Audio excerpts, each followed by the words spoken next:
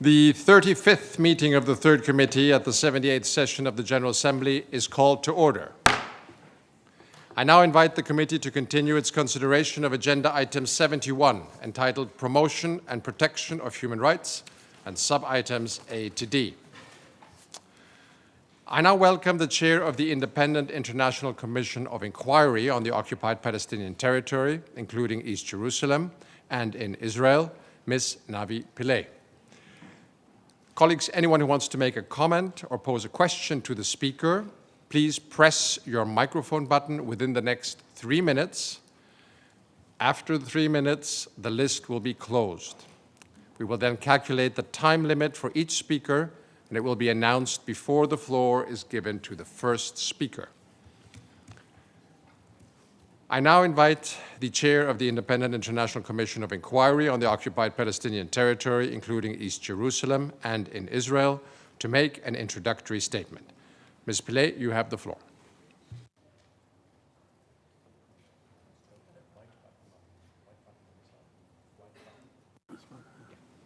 It's okay. It works now. Excellencies, distinguished representatives, good afternoon.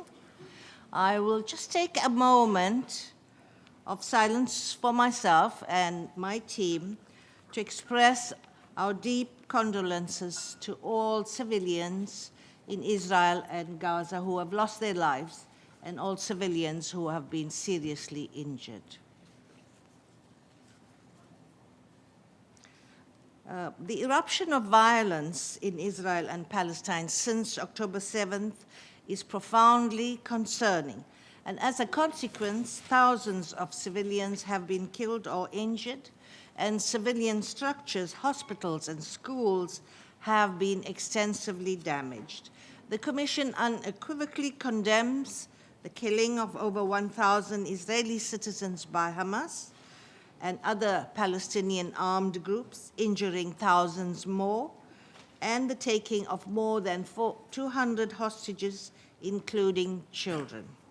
We also unequivocally condemn Israeli military attacks that resulted in the deaths of thousands of Palestinian civilians as well as hundreds of children.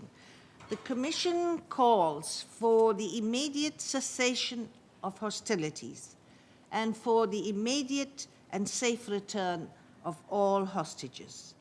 There are clear indications that international crimes have been and are being committed. In accordance with its investigative mandates and in furtherance of justice and accountability, the Commission immediately stopped its planned work and began collecting and preserving evidence.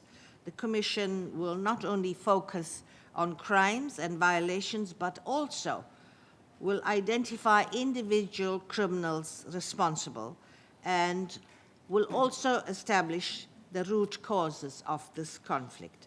The Commission will pay particular attention to allegations of serious crimes with an emphasis on murder, rape, and other forms of sexual violence. We call on the Israeli government, the Palestinian Authority, and Hamas, the de facto authority in Gaza, to facilitate and support our investigations, including by permitting investigators to enter Israel and Gaza as soon as possible. And we ask the General Assembly to support us in seeking this access. I shall now proceed to present the findings of our report.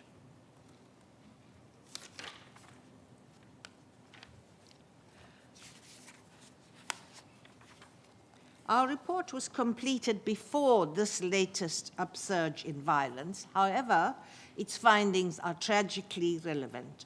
The report examines the use of force by Israel and the de facto authorities in Gaza, one dimension of Israel's unlawful occupation of the Palestinian territory, which has carried devastating implications for Palestinians. The detrimental impact of the occupation on the lives of Israelis is also clearly evident today. The report finds that Israel's increasingly militarized law enforcement operations in the West Bank including East Jerusalem, and repeated attacks on Gaza consistently violate international human rights law and international humanitarian law. These actions are intrinsically linked to Israel's goals of maintaining the unlawful occupation, of weakening Palestinian opposition, of fragmenting Palestinian political, economic, and social cohesion, and ultimately denying Palestinian self-determination and preventing the establishment of a free Palestinian state. The Commission also finds unequivocally that the indiscriminate firing of projectiles by armed groups in Gaza towards Israeli towns and cities constitutes a war crime.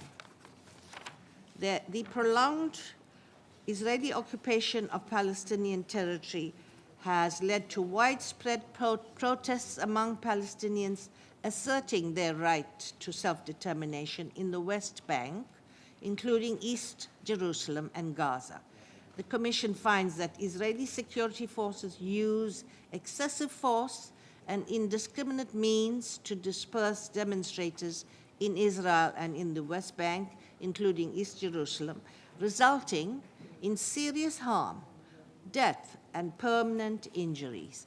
The Commission concludes that the force used against Palestinian demonstrators as a crowd control measure is systematically excessive and consistently exceeds what is strictly necessary and proportionate. Our findings further reveal that Israeli security forces commonly use live ammunition to suppress protests in the West Bank, including East Jerusalem, harming unarmed demonstrators and other persons who did not pose an imminent threat to life. We find that large-scale search and arrest operations, primarily focused on dismantling armed groups in the West Bank, are on the increase.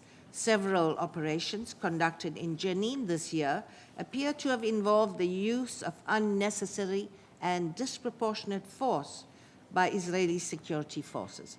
We also find that law enforcement operations are treated by Israel as military operations during hostilities, resulting in the application of far more permissible rules of engagement in violation of international law.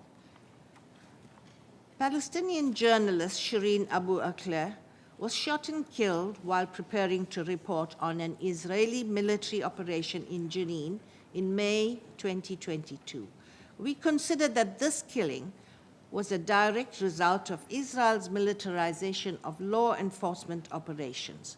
We conclude, on the evidence we found and on reasonable grounds, that the Israeli security forces used lethal force without justification under international human rights law and intentionally or recklessly violated Shireen Abu Akleh's right to life.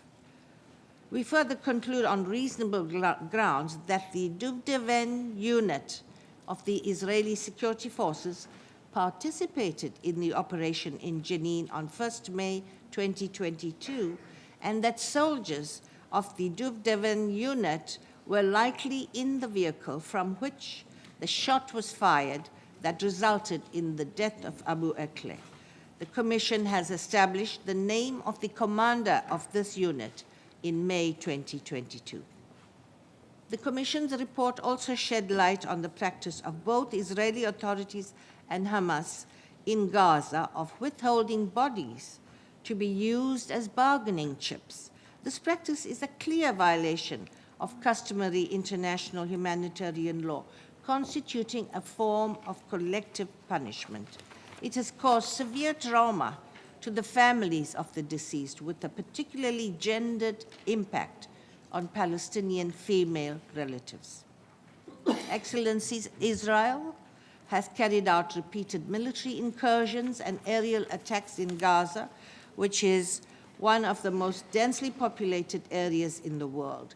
The Commission finds that Israeli authorities have consistently failed to take effective precautionary measures to avoid civilian casualties resulting in the death and injury of thousands of civilians. The continuing unlawful occupation of the Palestinian territory has had an overwhelming impact on the lives of Palestinian children who experience serious human rights violations. So in conclusion, may I say that our mandate was founded on the understanding that justice does take time, but it is our collective obligation to pursue it. We are encouraged by progress made towards justice and accountability by this very assembly, which passed a resolution last year requesting an advisory opinion from the International Court of Justice relating to the Israeli occupation of Palestinian territory, as was recommended by our Commission. The recommendations of our reports are aimed at promoting justice and accountability. All parties must cooperate fully with investigations. Above all, the government of Israel must without delay end its 56 years of occupation and recognize the people's right to self-determination. Thank you. I thank the chair of the Independent International Commission of Inquiry on the Occupied Palestinian Territory, including East Jerusalem and in Israel. And I will now